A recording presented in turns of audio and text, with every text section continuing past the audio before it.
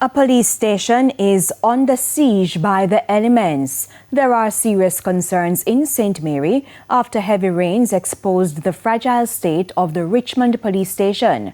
Despite promises of action, the building remains compromised and repairs entangled in delays linked to the courthouse above. The rain has stopped, but inside the Richmond police station, the damage is still speaking. Water stains, sagging sections, and a structure barely holding together.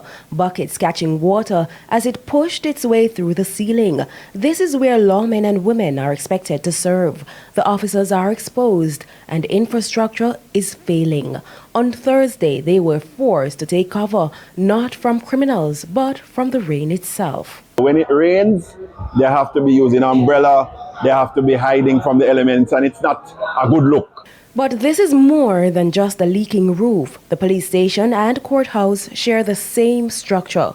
Repairs to the police station below are being held hostage by destruction above. The work that was being done at the police station is now being slowed up, or was being slowed up because of no activity as it relates to repairs to the courthouse. That courthouse, damaged during Hurricane Melissa, now stands as a barrier to urgent fixes. After mounting pressure, Member of Parliament for South East St. Mary, Christopher Brown, says the government has promised to address the issue. I was there with the contractor, the Ministry of Justice and the Court Administration Department, because those works are going to be proceeding. Behind the scenes, discussions are underway with Justice Minister Delroy Chuck, contractors and court officials to move faster, as the current conditions are unacceptable. A justice system under strain, literally from the roof down.